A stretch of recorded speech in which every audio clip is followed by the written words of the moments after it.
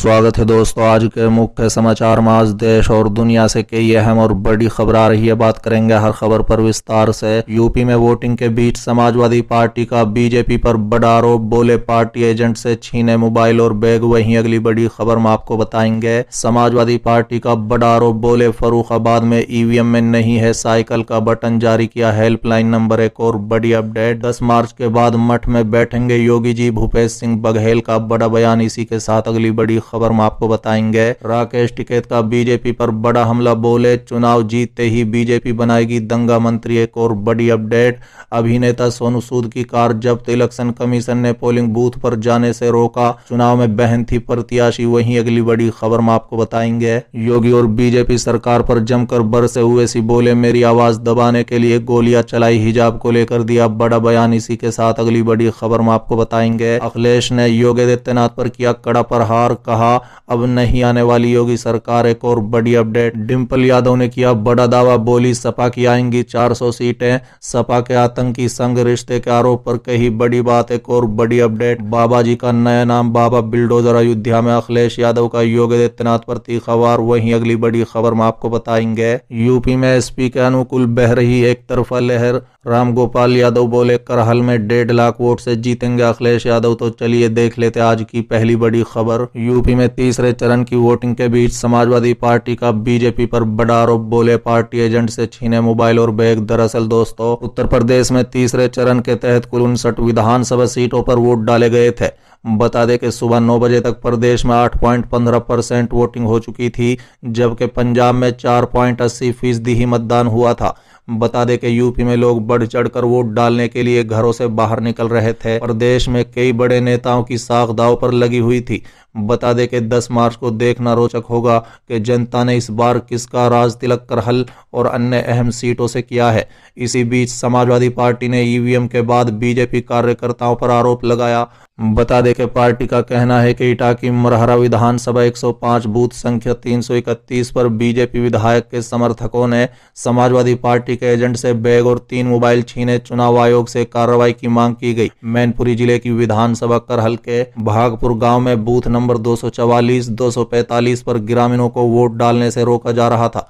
चुनाव आयोग और जिला प्रशासन कृपया संज्ञान लेते हुए पारदर्शी भयमुक्त मतदान कराना सुनिश्चित करें। बता दें कि समाजवादी पार्टी ने अपना आधिकारिक ट्विटर हैंडल से ट्वीट कर लिखा था कि मैनपुरी जिले की विधानसभा करहल के भागपुर गांव में बूथ नंबर 244, 245 पर ग्रामीणों को वोट डालने से रोका जा रहा है। चुनाव आयोग और जिला प्रशासन कृपया संज्ञान लेते हुए पारदर्शी और भयमुक्त मतदान कराना सुनिश्चित करें। चलिए अगली खबर, समाजवादी पार्टी का बड़ा आरोप, बोले फर्रुखाबाद में ईवीएम में नहीं है साइकिल का बटन, जारी किया हेल्पलाइन नंबर। दरअसल दोस्तों, यूपी में 20 फरवरी को तीसरे चरण का मतदान हुआ। 16 जिलों की 59 सीटों पर वोटिंग हुई।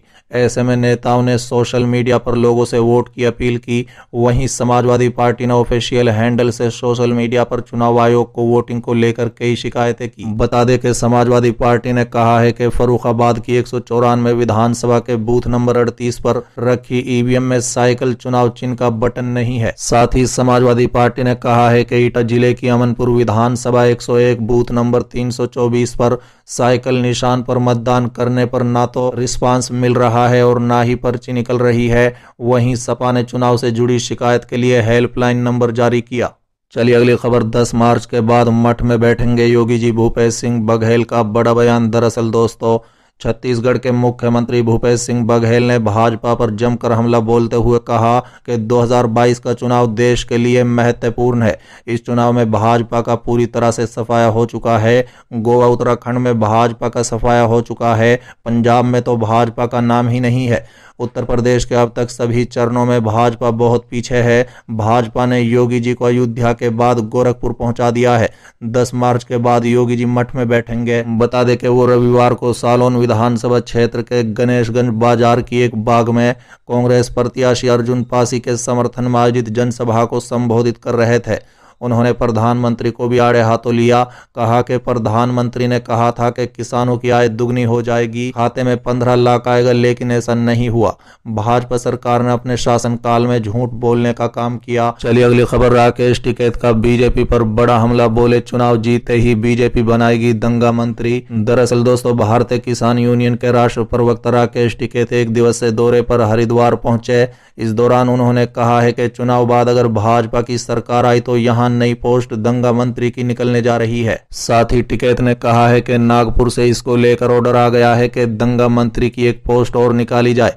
राकेश टिकैत इतने पर ही नहीं रुके, उन्होंने कहा है कि आने वाले समय में वो गृह मंत्री के नीचे तीसरे पोजीशन पर दंगा मंत्री के तौर पर काम करेगा। अगर कहीं बीजेपी की सरकार आएगी तो वहां दंगा मंत्री जरूर बनाया करेगी, उसी से बयानबाजी करवाएगी, क्योंकि उनके सबके बयान देना पड़ा तो सारे बदनाम हो जाते हैं। इस नई पहल से कम एक ही बदनाम होगा।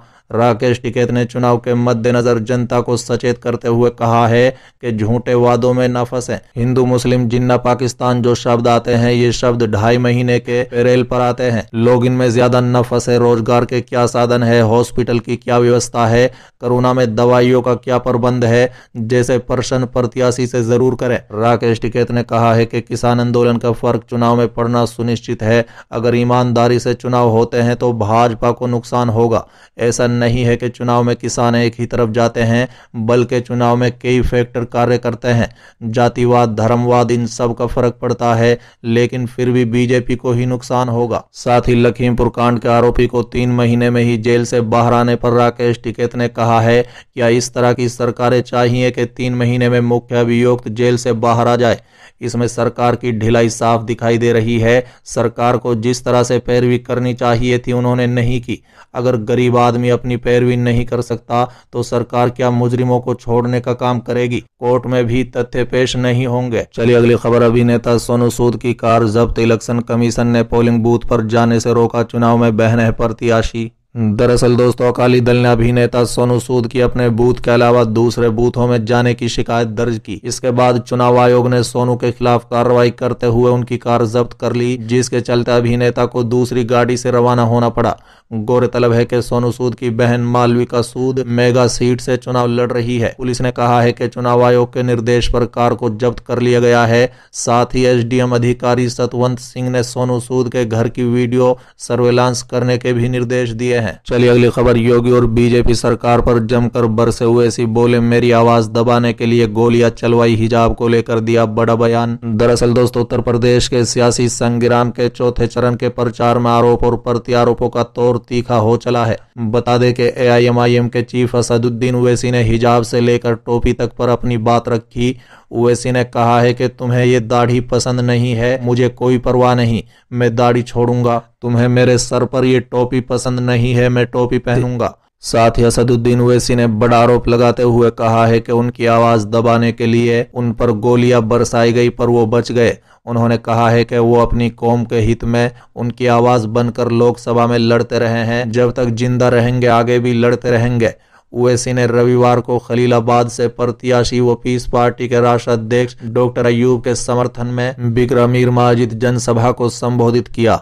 बता दें कि ओवैसी ने कहा है कि विधानसभा चुनाव में गरीबों मजलूमों की आवाज को उठाने वाले का चुनाव करें। ऐसे आदमी को अपना प्रतिनिधित्व बनाकर भेजें जो आपकी आवाज विधानसभा में उठाए, जिसके समक्ष अपनी समस्या आसानी से रख सकें। उन्होंने कहा है कि संविधान की भावना के विपरीत बनाए गए कानून 3 तलाक, सीए और एनआरसी का उन्हें विरोध किया। उनकी आवाज दबाने के लिए गोलियां बरसाई गई। सपा बसपा के लोग कौम के नाम पर राजनीति करने आ गए हैं, ये दौलत के बल पर आपकी आवाज दबाना चाहते हैं। बता दें कि ओवैसी ने कहा है कि अगर आपने साथ दिया तो हम 2024 में भी सभी की नींद हराम करेंगे। सपा बसपा पर भी जमकर करारा तंज किया। जनसभा में पीस पार्टी के राष्ट्रीय अध्यक्ष डॉक्टर अयूब ने कहा कि वोट बंटने न दें, बसपा को दिया गया वोट बीजेपी में जाएगा। हमें मौका दे, सपा की सरकार मुफ्त में नहीं बनने देंगे, भागीदारी लेकर रहेंगे। चलिए अगली खबर, अखिलेश यादव ने योगी आदित्यनाथ पर किया कड़ा प्रहार, कहा अब नहीं आने वाली योगी सरकार। दरअसल दोस्तों, अखिलेश यादव ने एक बार फिर से सीएम योगी आदित्यनाथ के गर्मी निकालने वाले बयान पर घेरा है। उन्होंने रविवार को डिंपल यादव के साथ मतदान करने के बाद कहा कि बाबा दूसरों की गर्मी निकालने की बात कर रहे थे, लेकिन जनता ने तीसरे चरण में ही उनकी गर्मी निकाल दी है। उन्होंने कहा है कि आज मैं वोट डालकर आया हूं। मतदान से साफ लग रहा है कि चौथे चरण के मतदान के बाद बीजेपी शून्य हो जाएगी। इतना ही नहीं, उनके बूथों पर भूत नाचेंगे। अखिलेश यादव ने यह बयान करहल की जनसभा में भी दिया था, जब मुलायम सिंह करहल में सभा करने के लिए गए थे।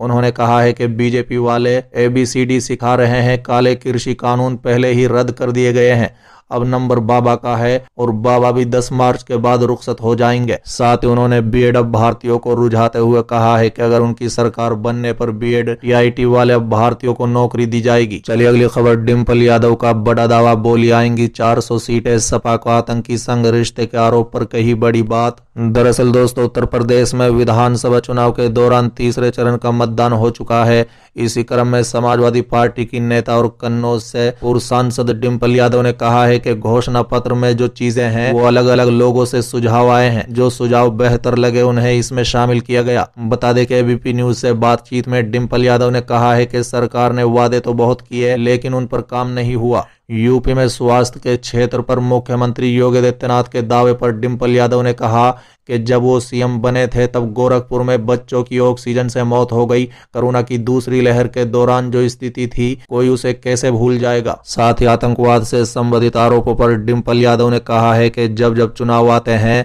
तो ऐसे मुद्दे उठाए जाते हैं। ऐसे मौके पर रोजगार को लेकर बात नहीं होती है। बीते दिनों गोंडा में रक्षा मंत्री राजनाथ सिंह की रैली के दौरान नौकरियों की मांग का जिक्र करते हुए डिंपल यादव ने कहा है कि ये लोग फौज की नौकरियां भी रोक देंगे। उन्होंने कहा है कि समाजवादी पार्टी 400 प्लस सीटें पाएगी। डिंपल यादव ने कहा है कि सपा की ऐतिहासिक जीत होगी और साथ ही उन्होंने 400 प्लस सीटों के दावे को दोहराया। चलिए अगली खबर। बाबा जी का नया नाम बाबा बिल्डोजर। अयोध्या में अखिलेश यादव का योगी आदित्यनाथ पर तीखा वार। दरअसल दोस्तों, एक तरफ यूपी में तीसरे चरण की वोटिंग जारी थी, वहीं चौथे चरण के लिए प्रचार ने पूरा जोर पकड़ लिया। अखिलेश यादव ने अयोध्या की एक जनसभा में योगी आदित्यनाथ पर जमकर सियासी वार किया।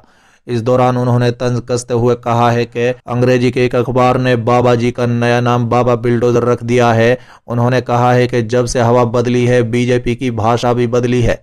अखिलेश यादव ने कहा है कि यूपी चुनाव में कौन कौन से ये लोग मुद्दे ला रहे हैं। इस चुनाव में गंगा जमनी तहजीब बनी रहेगी। साइकिल को ऐतिहासिक बहुमत से जीत दिलाइए। ये चुनाव सरकार बनाने का है। यूपी की बदहाली से खुशहाली की ओर हम ले जाएंगे। ये चुनाव लोकतंत्र को बचाने का है। यूपी में 11 लाख पद खाली हैं।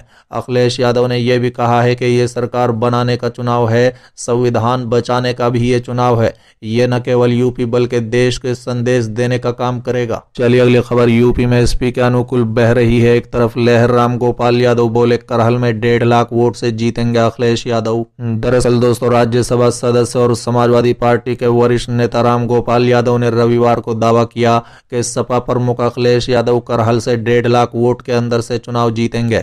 सेफई में अपना वोट देने के बाद राम गोपाल यादव ने कहा कि राज्य में सपा की अनुकूल एक तरफा लहर है और लोग 10 मार्च को अखिलेश यादव को मुख्यमंत्री बनाने और बाबा योगी आदित्यनाथ की विदाई करने के लिए तैयार हैं। अखिलेश यादव के खिलाफ SP बघेल को चुनावी मैदान में उतारने की भारतीय जनता पार्टी की रणनीति पर उन्होंने कहा है कि बघेल की उम्मीदवारी से एक भी सपा कार्यकर्ता दबाव में नहीं है।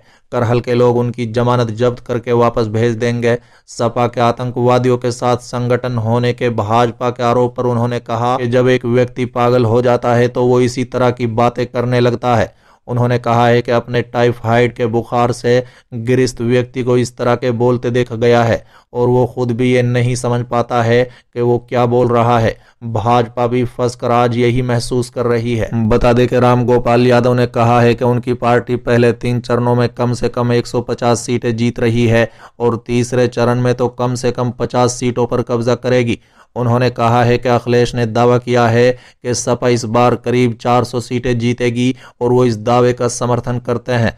राम गोपाल यादव ने कहा है कि हमने पाया है कि पहले 2 चरणों के चुनाव में हम जिन प्रत्याशियों को प्रदर्शन को लेकर आशंकित थे वो भी भारी बहुमत से जीत रहे हैं।